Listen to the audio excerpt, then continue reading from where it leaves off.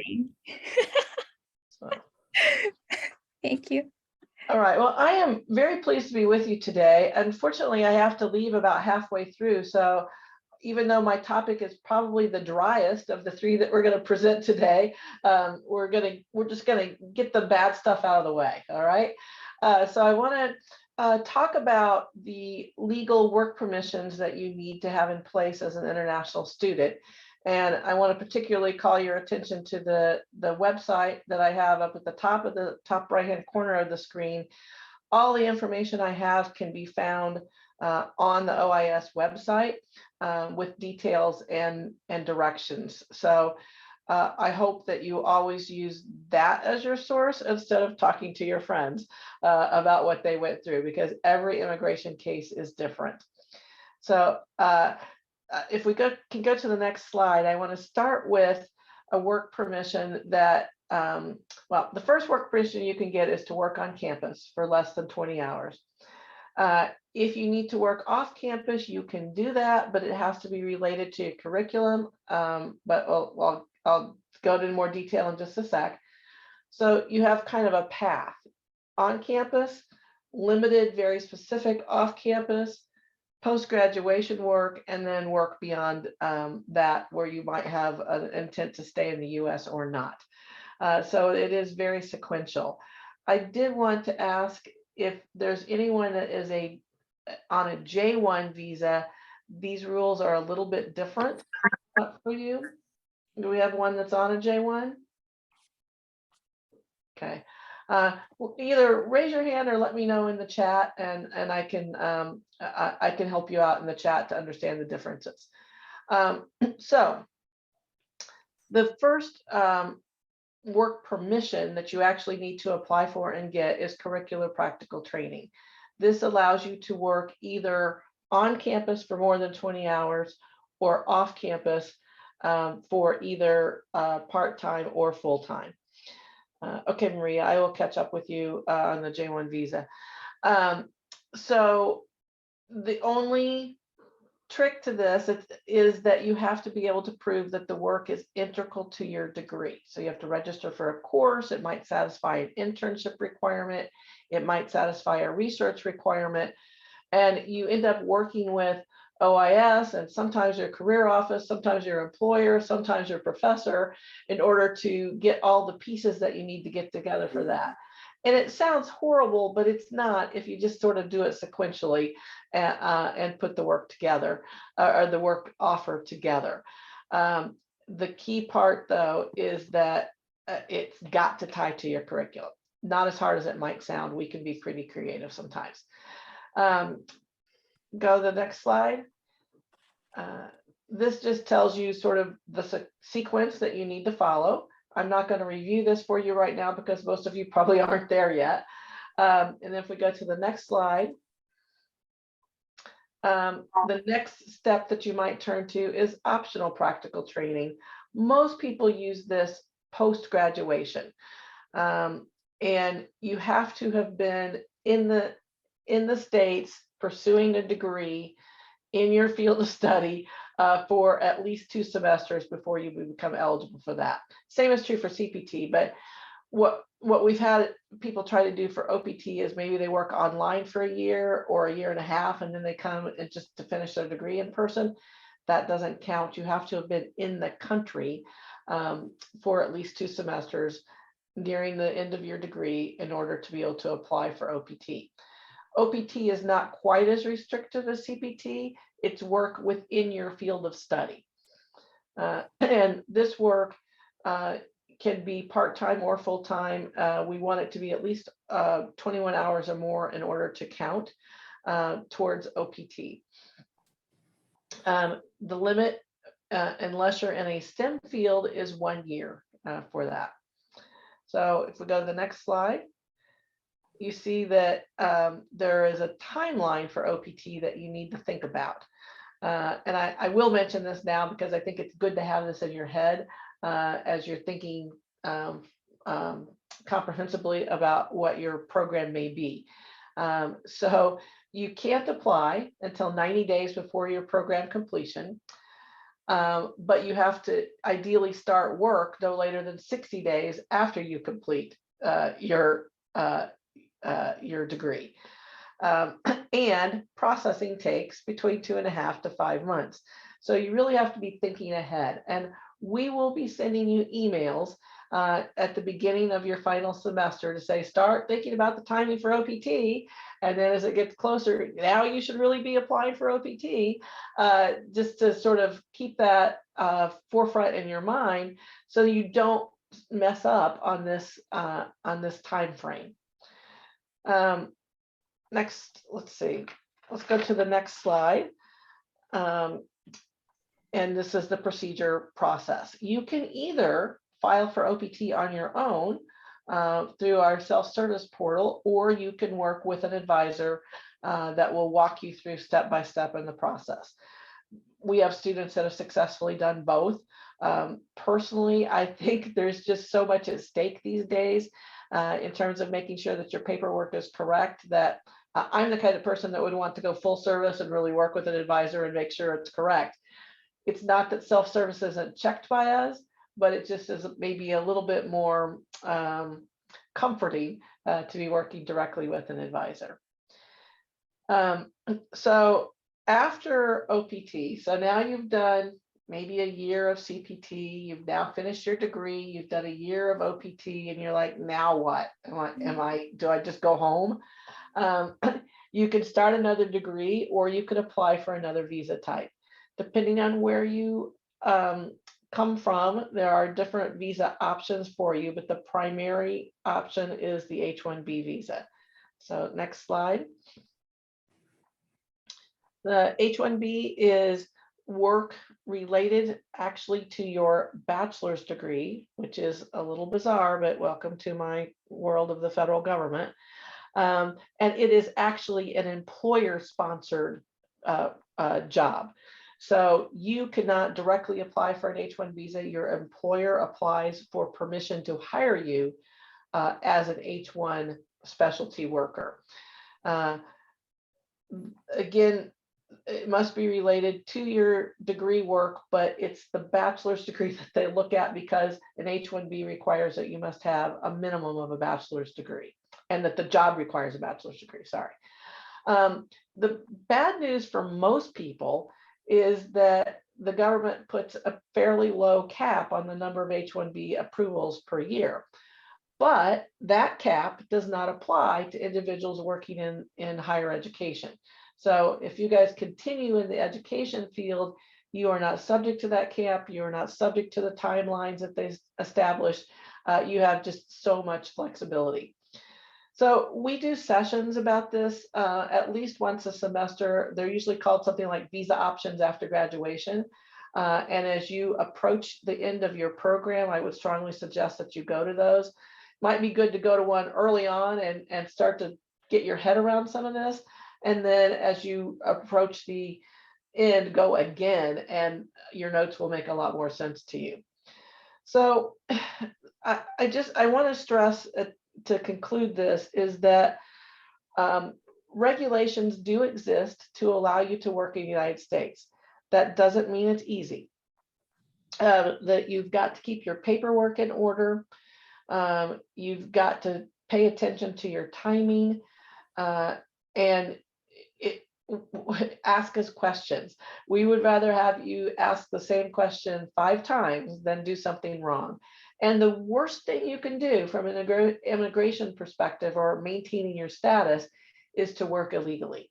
So pay attention to all those details, and before you accept any job, any paycheck, any internship for anything, double check with us to make sure that you've got all your permissions in place that you might need.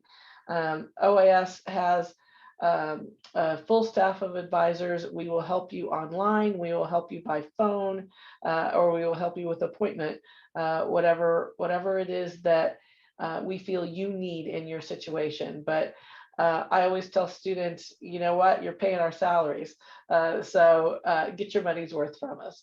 But I'll stick around here for a few minutes if you have questions about any of that. And Maria, I'll write to you in a few minutes about the J1 differences. Thank you very much, Randy. The slides are very helpful.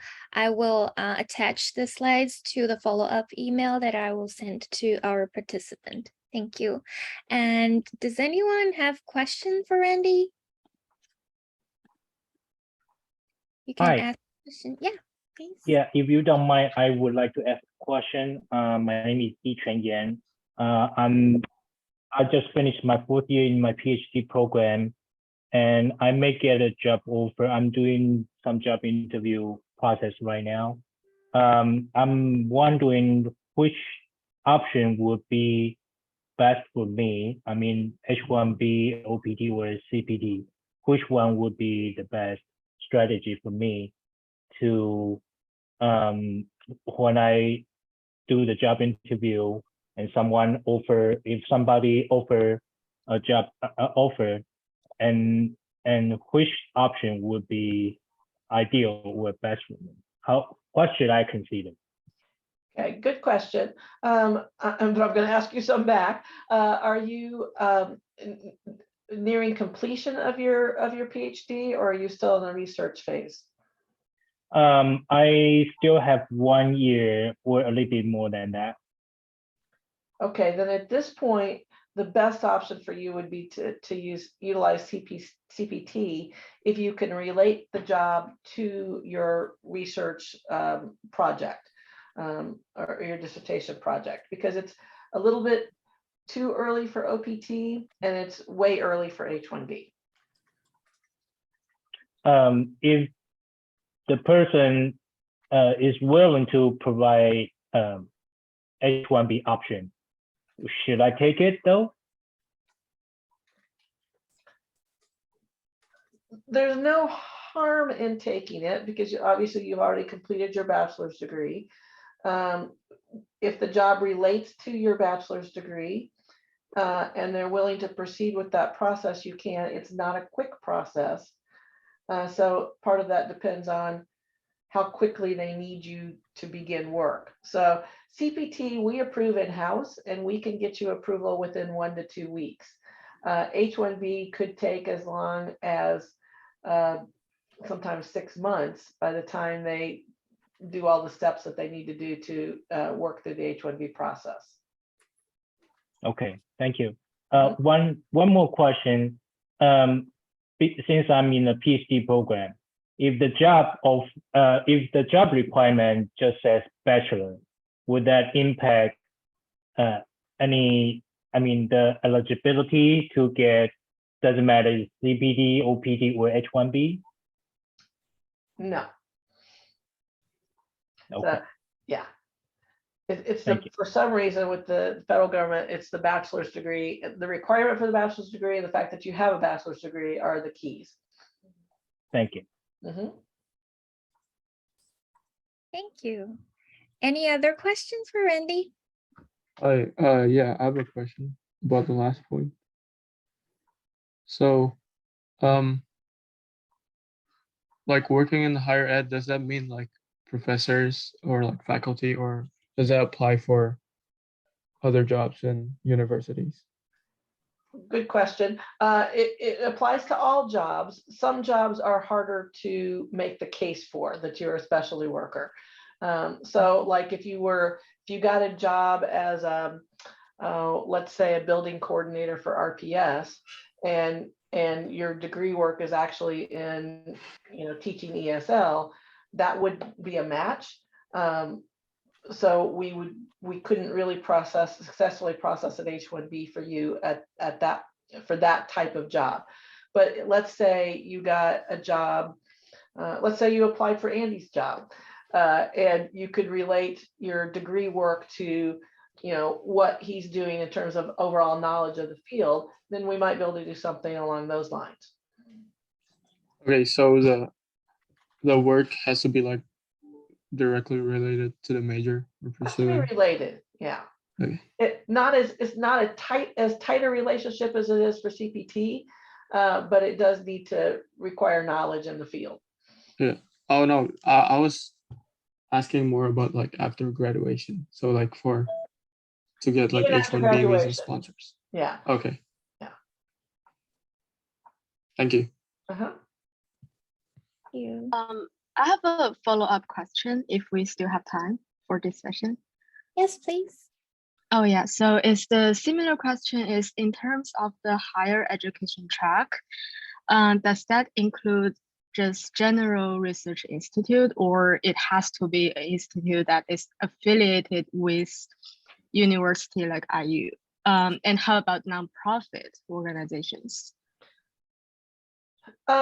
It can be any institution of higher ed, so it doesn't matter if it's a big research institution or a small community college.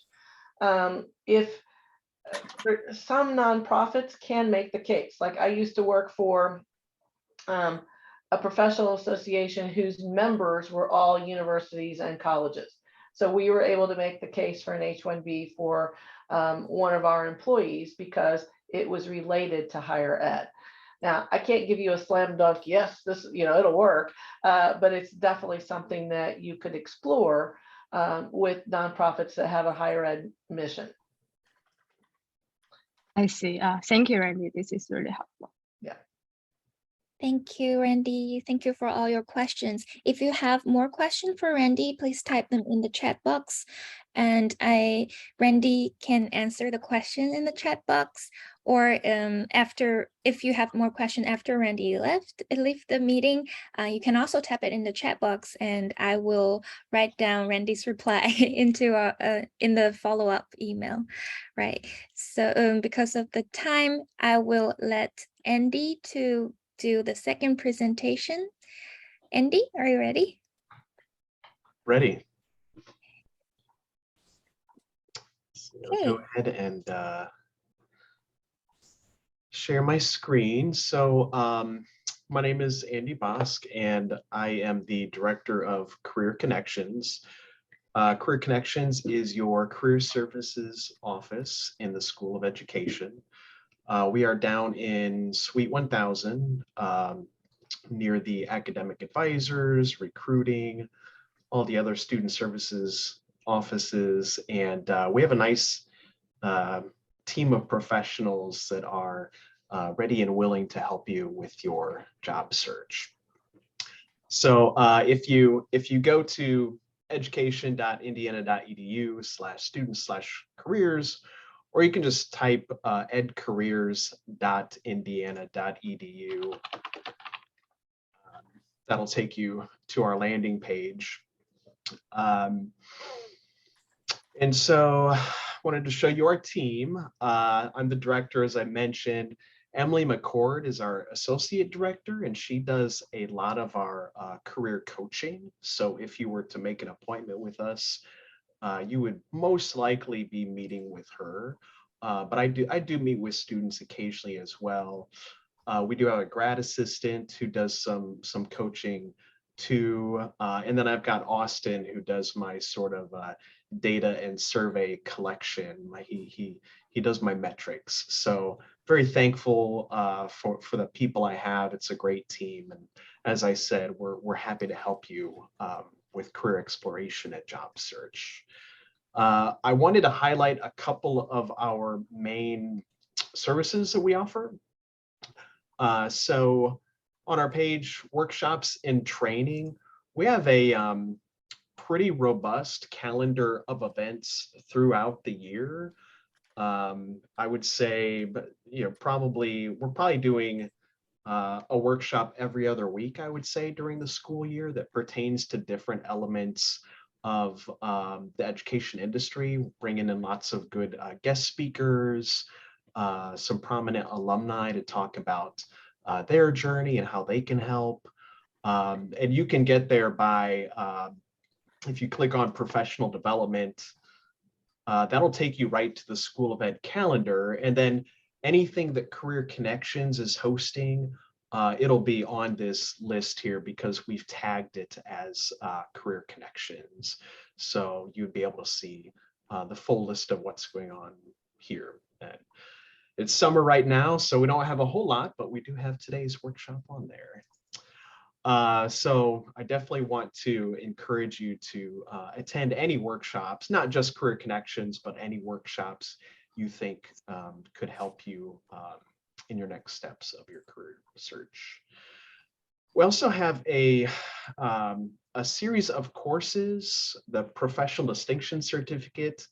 Now, this is probably a little more geared towards undergraduates, but if you've got room in your degree and you want to fit in some courses about professional development, for example, you could take F203 Professional Development for Educators, and really the requirements for the course are to attend, I think it's 4 different workshops, and then you get academic credit for attending those workshops. And so I think potentially if you've got room in your schedule, that could be a really good way for you to work on your job search and also get a little bit of credit for it while you're doing that work. So I wanted to highlight our professional distinction series. And then, go back. So in terms of really, really our bread and butter in terms of tools that we have for you in your search is going to be one of 2 things. It's either going to be meeting with one of our career coaches to work one-on-one to figure out what you need to do for your next steps, or taking advantage of job opportunities that are already out there.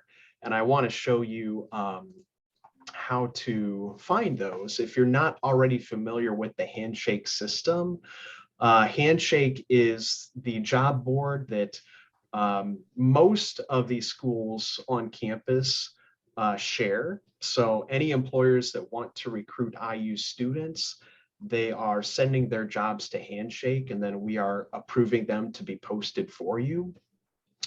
And so I wanted to show you just a few examples of what's in there. So, I should show you how to get here. Sorry about that. Oh. Wanted to show you on our page. We just go back to, career connections. I'm on the front page. There's a button that says Handshake right here. So if you click on that, it'll have you log in. You'll need to put in your IU username and passphrase. But once you're there, go over here to jobs.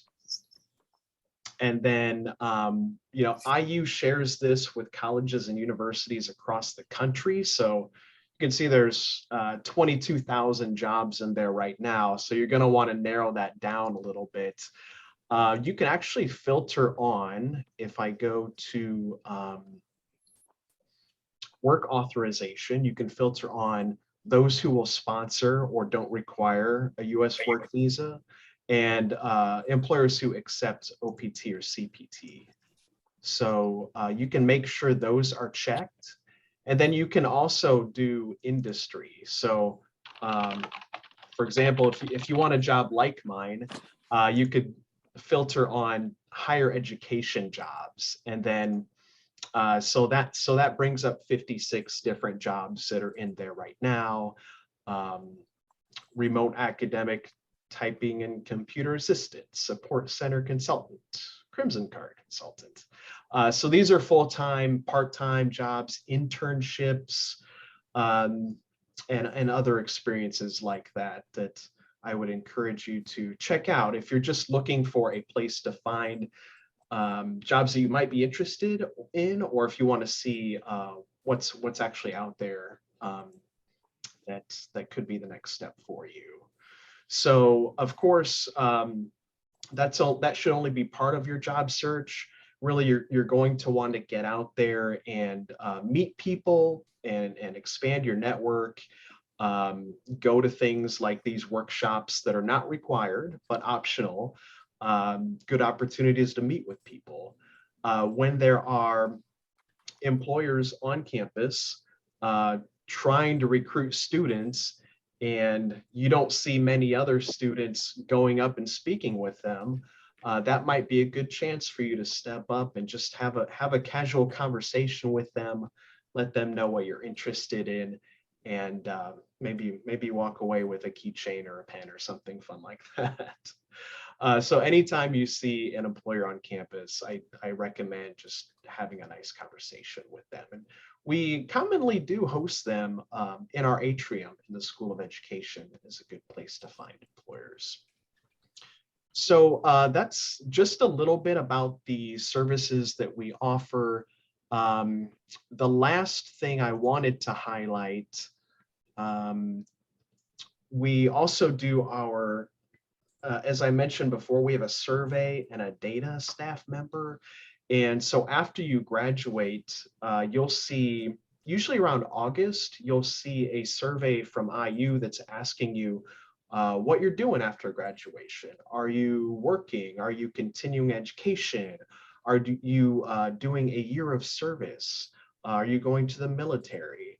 And it's really helpful for us to know what you're doing after you graduate, because we send numbers to like US News and World Report. Each year they ask us, what are your graduates doing? And we need to be able to send them that information so we can make sure that we're at the top of the lists. We also do a report for the provost every year. The provost office loves to know what our graduates are doing. So don't forget about us after you get that great job. Just take a couple of minutes to fill out that survey for us. And then, yeah, I'm happy to answer any questions that you all might have about job searching or our services, anything like that.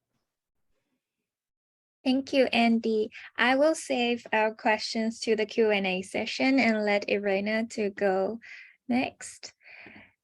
Okay, Irena. Hello, everyone.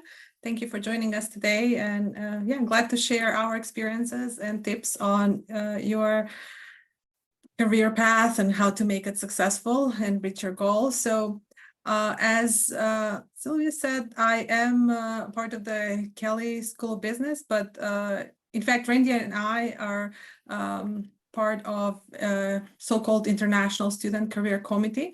And that's a IU-wide committee. So I just want to send a message if you have any ideas, and as we are developing programming for the next academic year, feel free to reach out to me and we would be glad to connect with you and learn about your ideas and thoughts, how we can best support you as IU. I am gonna go ahead and share the screen now just to provide a few resources that we have available on IU. So I believe you can see my screen now. Yep. Yes. Okay. Sorry. What I'd like to say initially to our international students is that IU is an amazing institution with wonderful colleagues like Randy and the team at the Office of International Services who are here to support you and best guide you.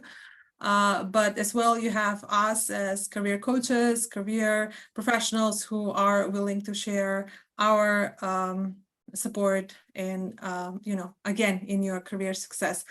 One of the reasons to achieve that goal is that IU has developed the so-called immigration bridge. This is something that, as you can notice, it's Office of International Services. It's hosted at Office of International Services, and it's a very great resource for you. I know different kind of visas were mentioned already. Randy mentioned every immigration case is different, so I do want to emphasize that as well. And so it's just one more reason why we have this resource available to you. The lawyers and we have connected, we have held information sessions and workshops as this one with representatives from Fragomen is the law firm we have IU has an agreement with, and just please be aware of this and we can share the link. One of the students' takeaways from the last session we had is just be aware of the dates. Again, what Randy mentioned, have a plan, communicate with advisors at OIS once you are reaching that the end of your program or even before that, there are so many other options that students are not aware. So just explore your options and be on top of your opportunities. And if you are considering to remain in the US, this will be a great resource for you. And of course, you can reach out to the Fragomen and just follow the information. The other link I wanted to show you, I believe it's on the School of Ed resource list as well. It's my IU, the alumni network. Would that be from your School of Education? Would that be IU alumni? As Andy said, like really networking and reaching out, connecting, learning about opportunities, learning about experiences, and learning of what are the skills that you need to succeed in that career, your career goal is very essential. So this is one of the resources we have available, and please do utilize it. Is that by linking to, I don't know, liking alumni site on LinkedIn? Would that be by reaching out directly to alumni that you have learned about in a different event? Just be resourceful and connect and learn. And then just a second, please. Whoops. I'm trying to reach the tabs that are behind the, okay. So as you are considering your career, do be aware that we have the IU Global website where you can find information about the international alumni chapters. This could go both ways. If you are, again, looking for finding an opportunity in the US, you could connect with alumni who is maybe from your home country or not, and learn about their career path. You could also connect with alumni in the host country or the home country or the selected third country that you want to develop your career at. So these chapters are really active. If you, let's, for example, click on China, you have the president of the Beijing chapter, for example, so you're welcome to reach out to them. That's why the information is provided here. This office hosts events too. And again, going back to networking, use this opportunity to connect and learn about opportunities.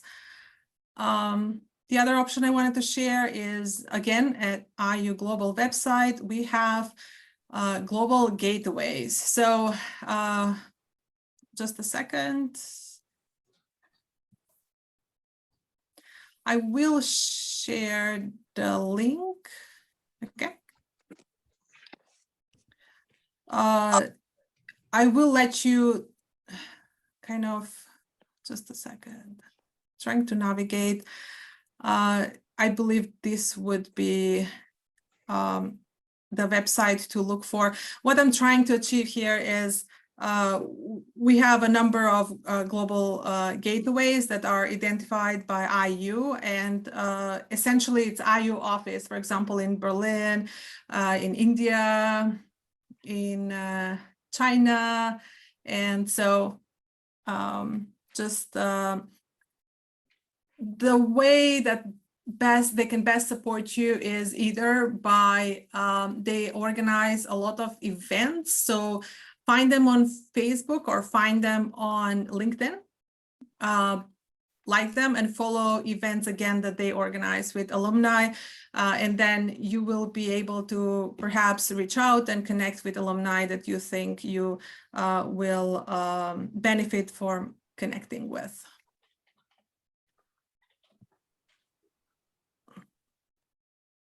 I am trying to find the, okay, I'm scrolling down so you're aware of what is here, just because in my experience, when we have IU-wide events, not that many students are aware, so that's why I'm doing that. Other resource is the Lock in China. Some of you might be aware. This is information for students that are maybe interested to develop a career in China, or that's your host country. The website is available in English as well. This is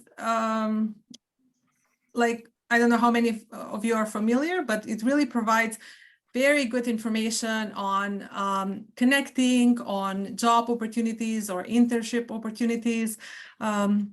They also hold career fairs, so either check their website or subscribe. It seems like we have a young listener too. No worries. So just be mindful of this opportunity as well. And then I have heard from students, this is not something that IU is really connected with, but I just want to show it to you, is My Visa Jobs.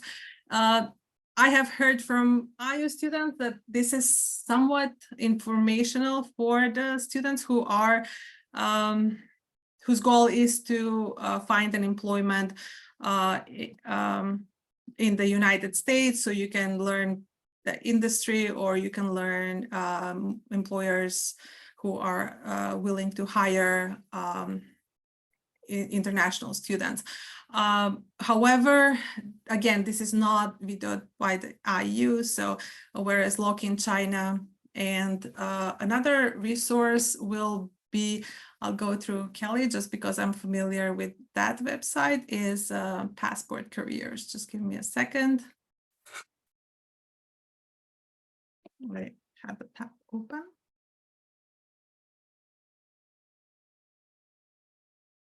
So Passport Careers, it's a system that really is very resourceful, either by providing actual job and internship opportunities in the US or around the world, or even more, they have really boosted their offer on webinars. And so, for example, if you are willing to develop a career in the US or in a European country or elsewhere, they will be able to help you with even the cultural aspect of, like, what does it mean? What is the professional behavior? How you should answer interview questions? They had a number of webinars. Would that be professional communication? Again, for specific regions in the world. They also really covered a lot, I think, during the May, and maybe they're still going on. I would highly encourage you to use this information. As IU student, you have access, so this is the registration key, and do utilize this resource and browse through the website. It's really it's super helpful. That's all I'm going to say. No matter where you're geographically looking for employment or internship. That's kind of all I had to share today. So I'll stop sharing,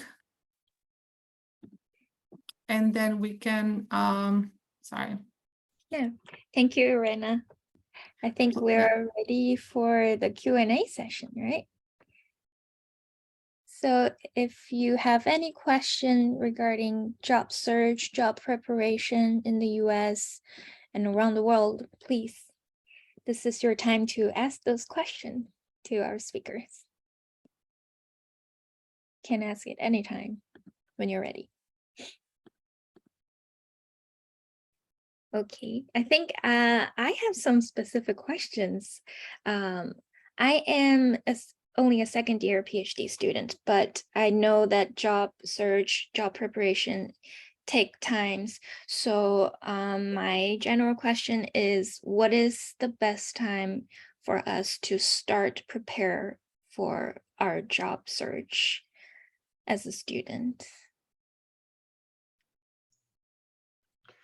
Well, I think in terms of having your materials up to date, we talk about having a master resume, or in your case, a CV. And I would just want you to be sure that anything you're doing that's relevant to your future career, that you have all those experiences down on a master document to Mhm. pull from later when you are ready to apply for something, that yeah, you won't have to think back too hard about what you did.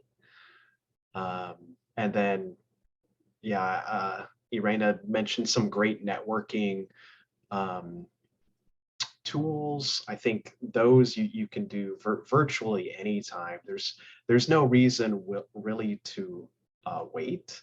If you meet with someone and they are interested in you, that's great. Then you can connect with them, let them know what you're doing on a periodic basis. Just send them updates like, oh, I'm still interested in your organization. Here's what I'm doing right now. I think I'll be ready to graduate 2 years from now. Do you think, do you have any advice for me? Things that I should do while I'm still in school before I leave IU? Um, so yeah, I think networking is something that it should be happening all the time. Mm. And then in terms of when should you actually apply, I think that's probably very specific to the types of opportunities you're looking at. Um, so I don't have a good answer for that in terms of when you should start applying to things. Yeah, but we should start to think about the career path very early, right? I think so. I think you know, you can always look and see what's out there. You can go into Handshake, pull up a job that sounds like what you want to do when you graduate, and then you can go right down the list. Have I done this yet? Okay. Have I done this yet? No. Maybe I'm not going to learn about this in class, so maybe I need to seek out a different way. Maybe I need to do LinkedIn Learning Mhm. right now to fulfill this requirement for the job. So yeah, I think you know, if I was a year away from graduating, I would probably start looking at jobs and what are the actual expectations going to be. Um, because in most cases, you know, you can't just get a job by having a diploma, by having a piece of paper. You actually have to have the skills required. Mhm. And I would hate for you to wait until after you graduate and then realize, oh, everything I've learned, it's not a good match for what I actually want to do. Yeah, we need to start early, and networking is a big thing, right? Mhm. Yes. Any other question from our participants about job search, career development, or some question you met, some problem you met when you're interviewing for a job?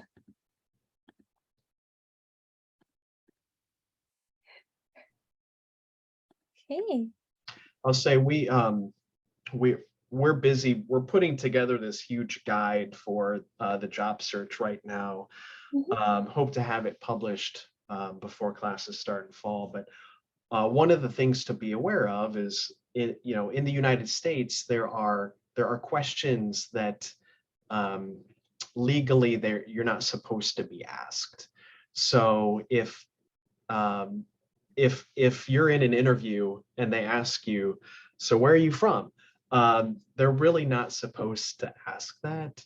Mhm. And you know, you can do one of two things. You could say, that's an illegal question. I'm not going to answer. I'm going to walk out the door.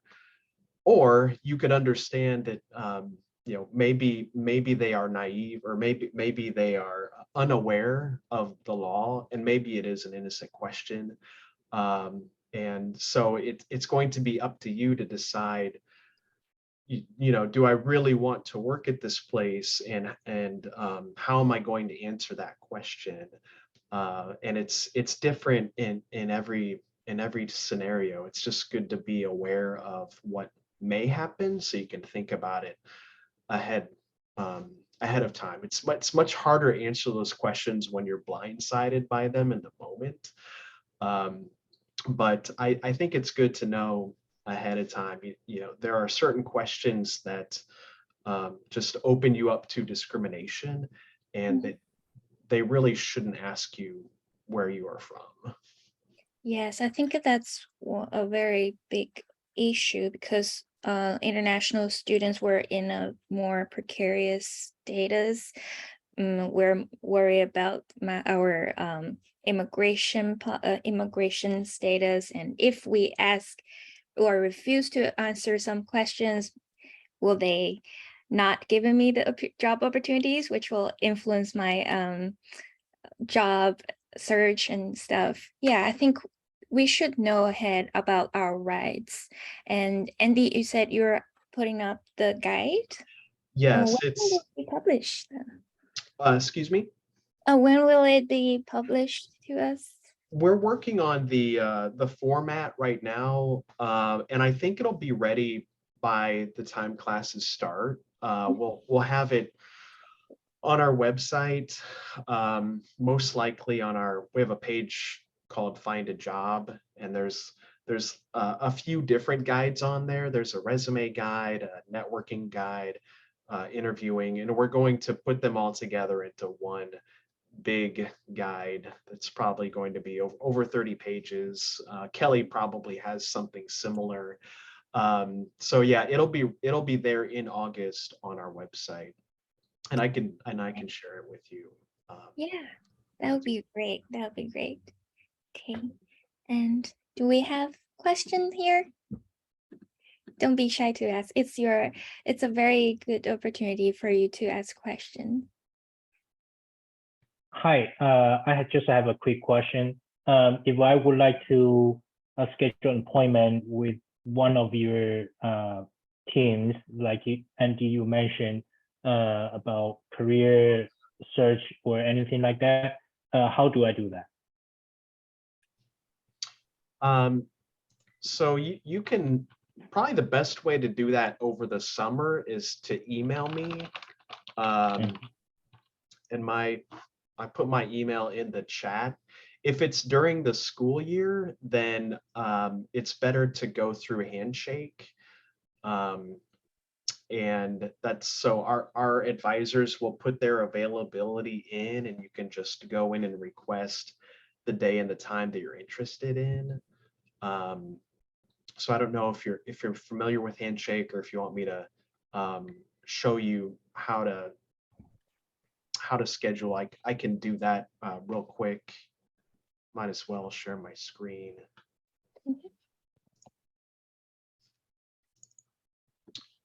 So I'm back in Handshake, and click on Career Center,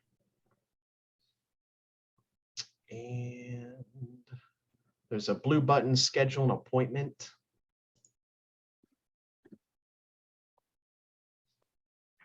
And so for me, because my student account is only linked to the School of Ed, and yours may be that way as well. And certainly it would be most appropriate to schedule it with the School of Education. And then you can just select what you're looking for. It could just be job search strategies as the general catch-all.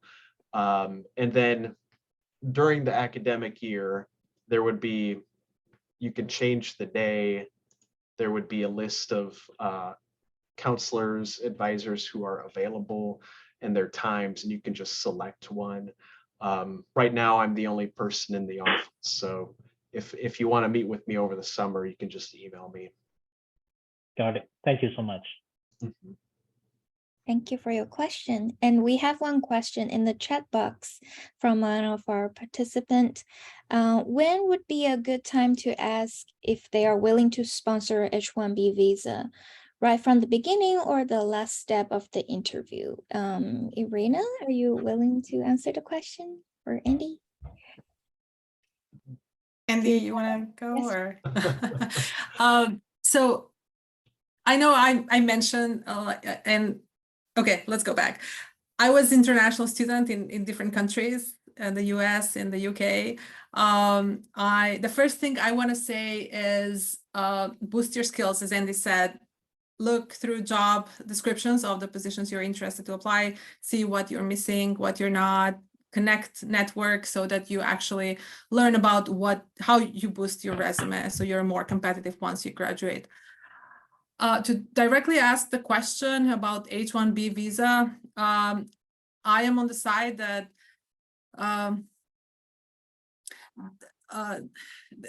they know you're an international student. Make sure you present yourself, you speak about your skills and what you're bringing to the table, so they're impressed. The decision of sponsoring or not, I wouldn't ask at the interview. Just make yourself a good, be a good intern, be a good employee, and prove yourself, so that the company decides to sponsor you, or the organization. Sorry, I'm used to companies, but that would be my suggestion. I know we have in Handshake, and Andy mentioned that the whole selection of OPT and do they sponsor OPT or CPT, or do the organizations accept international students? It's so you can consult it or you cannot, just because we as international students bring so much diversity, bring so much knowledge and experience, and like we have packed our bags, moved to another country, succeeded academically, succeeded networking, like I don't know, I don't want to say that one click should be an obstacle for you to get your dream job. So is that sufficient?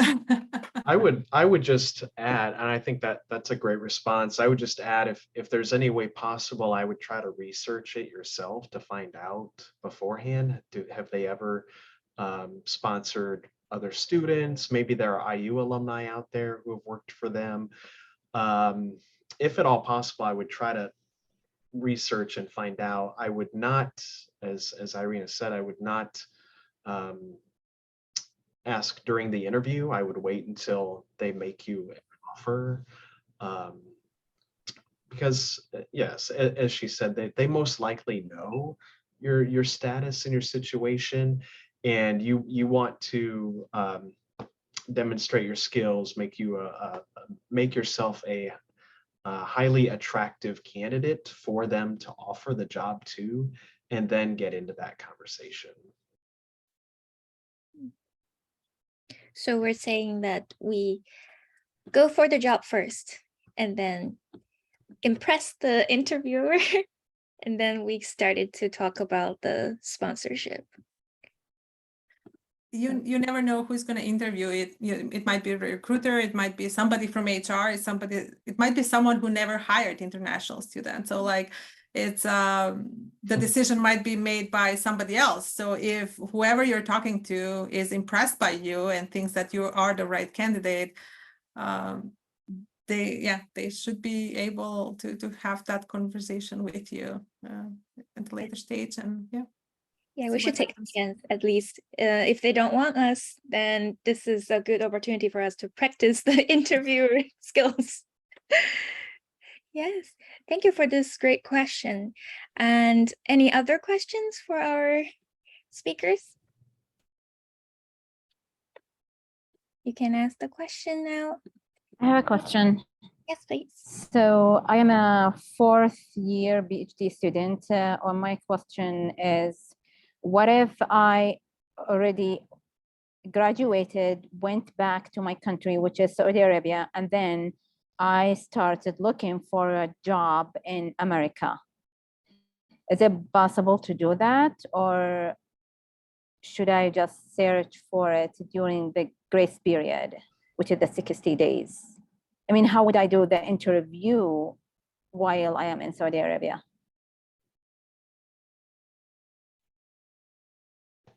So are you saying which one works better, right? Should you Yes. find the job in the grace period, or are you Mhm. okay to go back and do the job search in your own country, right? Mhm. Yes.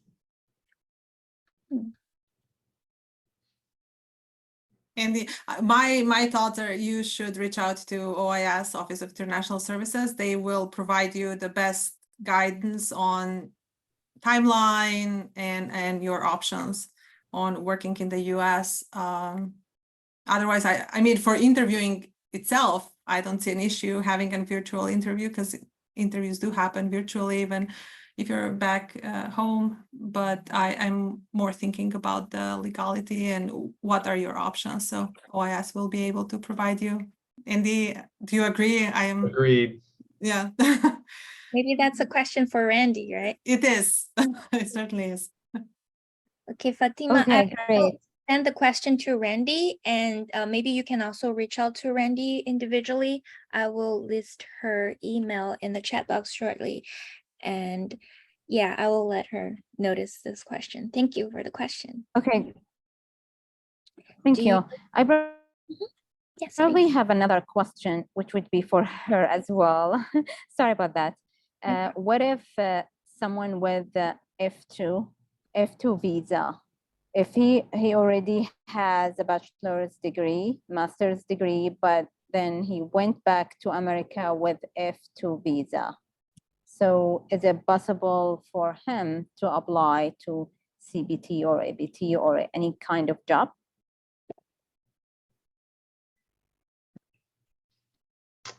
I think this is probably another Rendy question.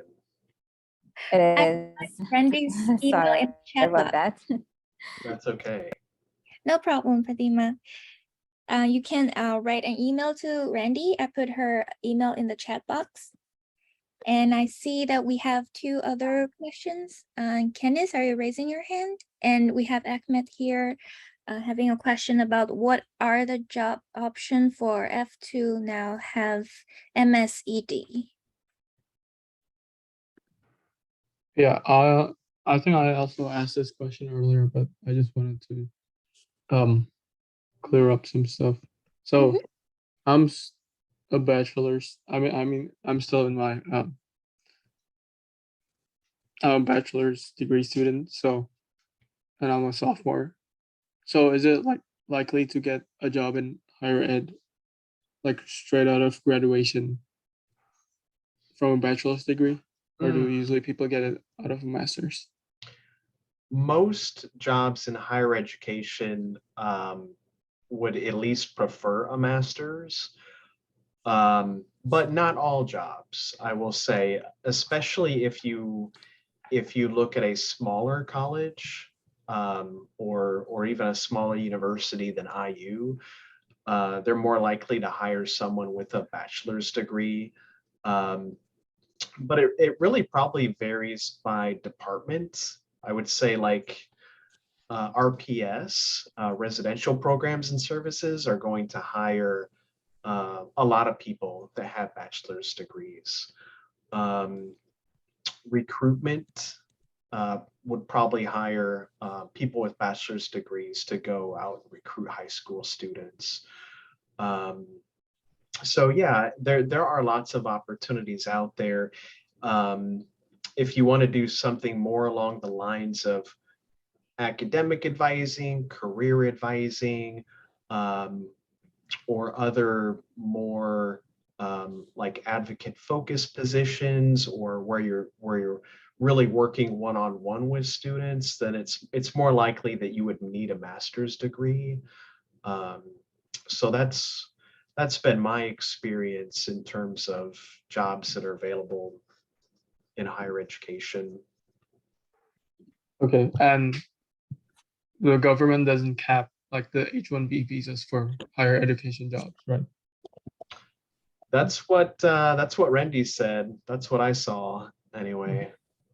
So if, for example, I applied to be like the director for like residential life in RPS, does my major need to, like if my major is in business, like what I'm pursuing right now, will that work? Or Well, I think she said they can usually help to sort of make the case.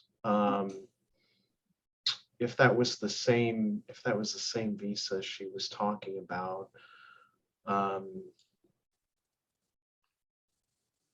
But yeah, I'm not entirely sure. right, I was, yeah, so I'm gonna be like an RA next semester. Will that like kind of help if I want to apply to residential life Yeah, in the future? I think I recall that she said it was easier to make the connection between different majors and the job for higher ed. Mm. Celia, did you hear that as well? Yes, I think OIS can help you go through this process. At least you have some, at least it related to your curricular. I think you can do the job. Yeah. Maybe we should. Yeah, and there are, as you probably know, there are like LLCs. So you could, in particular, you could try to find a job where you're working for a business LLC in a residential home. Thank you. No problem. Living learning community. Yes. Okay, and it's 3:05.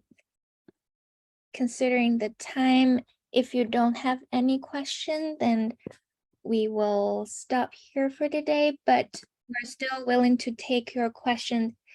You can send a question to me, or Andy has his email here. You can reach out to him and Randy's email. Irena, do you want to share your email as well to take questions? I'm also sharing the webpage of Global and International Engagement here. We have a lot of resources for international students, and you can see our events calendar in this webpage. We are doing a summer webinar series now, and we're going to have more webinars and events coming next semester. So stay tuned. And thank you everyone for joining us today. I'm really, really grateful for your help and support. And thank you, Andy. Thank you, Irena. We will stay connected, and maybe we can do another workshop together later. Thank you. Thank you for having us. Yes, Bye. thanks very much. Thanks, everyone.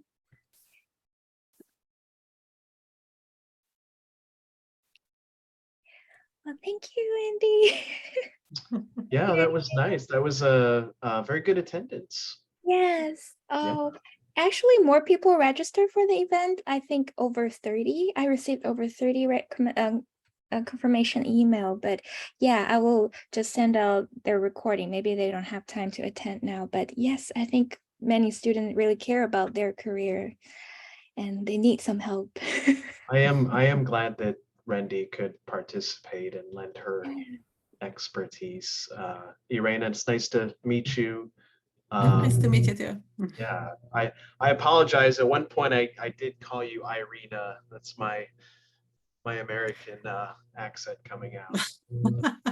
Sylvia is actually doing a very good job in pronouncing my name. I don't know how